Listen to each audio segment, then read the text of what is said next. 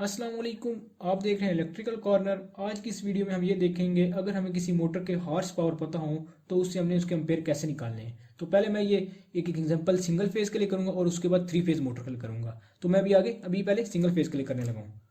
Single phase.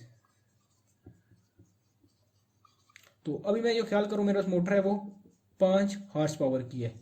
उसकी power कितनी है? 5 हॉर्स पावर। तो सबसे पहले मैंने हॉर्स पावर को वाट में बदलना है और वाट के बाद अम्पेयर वाले फार्मूले में डालना है, तो उससे मेरे अम्पेयर निकल आएंगे। तो वाट का क्या फार्मूला है? तो हमें पता है 1 हॉर्स पावर 746 वाट के बराबर होता है।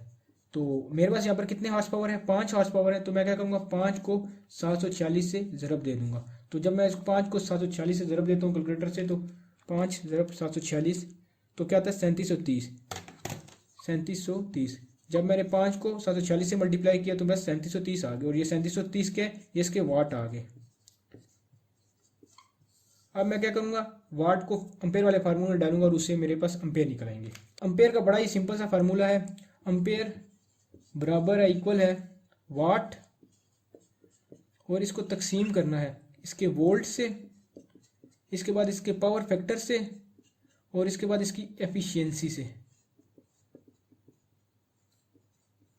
अब ये जो पावर फैक्टर है ये क्या चीज़ है, अगर आपको ये नहीं पता तो आप इसकी वीडियो मेरे चैनल पर देख सकते हैं, मैं इसका लिंक डिस्क्रिप्शन में डाल दूंगा। पावर फैक्टर और एफिशिएंसी ये दोनों चीज़ें हमने मोटर की नेम प्लेट के ऊपर से देखनी है। अगर पावर फैक्टर मोटर के ऊपर नहीं लिखा हुआ तो ये पावर फैक्टर आप मीटर से मेजर भी कर सकते हैं, जबकि एफिशिएंसी उसकी नेम प्लेट के ऊपर लिखी होगी। तो अभी मेरे पास वाट कितने आए थे? 3730 वाट आ गए थे। और वोल्ट कितना है हमारे पास? तो ये सिंगल फेज है तो कितना होता है? 220 वोल्ट होता है जो सॉकेट में होता है आम घरों में। तो कितना हो गया? 220 वोल्ट आ गए। तो उसके बाद ज़रब देना था हमने पावर फैक्टर से। तो पावर फैक्टर कितना है मैं ये ख्याल करूँ, ये जो मोटर लगी हुई है 0.7 पावर फैक्टर पे लगी हुई है। ठीक हो गया। और उसके बाद एफिशिएंसी, तो ये हमने देखना है नेम प्लेट के ऊपर मोटर की कितनी एफिशिएंसी है। तो मैं जो ख्याल करूँ जो मोटर है उसकी एफिशिएंसी 0.85 है। तो अब मैं इसको आगे कैलकुलेटर से करूँगा। 3730 को डिवाइड करना है मैंने पहले 220 से, फिर तकसीम करना है 0.7 से, और फिर तकसीम करना है 0.85 से। तो ये मेरे पास आता है 28.4। तो ये मेरे पास आ गया 28.4 अम्पेयर आ गए। तो इसके एम्पेयर कितने निकले? 5 हॉर्स पावर मोटर के एम्पेयर जो निकले हैं वो 28.4 अम्पेयर आए। तो इस तरह आगे हम थ्री फेज के भी आगे करेंगे। अब मैं करने लगा हूँ थ्री फेज के लिए। अब मैं जो ख्याल करूँ जो मेरा मोटर है वो 10 हॉर्स पावर की है। जो मोटर की पावर है वो 10 हॉर्स पावर है। तो अब मैंने इससे इसके एम्पेयर निकालने हैं। तो सबसे पहले क्या करना है, हॉर्स पावर को वाट में बदलना है। तो एक हॉर्स पावर किसके बराबर होता है? 746 वाट के बराबर होता है। तो मेरे पास कितने हॉर्स पावर हैं? 10। तो 10 से मैं इसको ज़रब दे दूंगा। 10 को 746 से जब ज़रब दूंगा तो ये आएगा 7460 वाट। ये बस मेरे पास क्या आ गई? 7460 वाट, ये इसकी पावर आ गई। अब मैं क्या करूँगा, इस पावर को अम्पेयर वाले फार्मूले में डालूंगा और उससे मेरे पास इसके अम्पेयर निकलेंगे। जो थ्री फेज के लिए अम्पेयर का फार्मूला है वो सिंगल फेज के अम्पेयर के फार्मूले जैसा, लेकिन थोड़ी सी चेंजिंग है। तो हमारे पास वाट निकले थे, वाट कितने आए थे हमारे पास? 7460 वाट ये हमारे पास निकले थे। तो अब अम्पेयर का क्या फार्मूला है? अम्पेयर बराबर है, इक्वल है वाट, और इसको तकसीम करना है।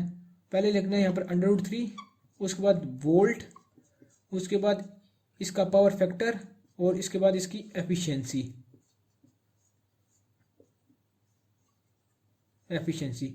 अब ये वोल्ट है, ये वोल्ट कौन सा है? पहले तो जो वोल्ट हमने यूज़ किया था 220, वो हमारे पास फेज वोल्टेज था। लेकिन इस केस में 220 नहीं लिखना, इस केस में हम लिखेंगे 380, क्योंकि ये हमारे पास अब थ्री फेज मोटर है। तो अब हमने कौन सा वोल्ट लिखना है? लाइन टू लाइन वोल्ट लिखना है। तो वो कितना होता है? 380 होता है। पावर फैक्टर हमने कहाँ से लिखना है? ये पावर फैक्टर हमने मोटर की नेम प्लेट से भी देखना है। अगर नेम प्लेट पे पावर फैक्टर नहीं लिखा हुआ तो फिर हमने पावर फैक्टर मीटर से मेजर करना है। अगर आपके पास मीटर भी नहीं है तो फिर आपने इसके अंदाजे से वैल्यू डालनी है, 0.6 या 7 या 8 के बराबर, इनके करीब, इसके करीब। और उसके बाद एफिशिएंसी, और ये भी एफिशिएंसी भी मोटर की नेम प्लेट के ऊपर लिखी होगी। तो वाट कितनी है? 7460।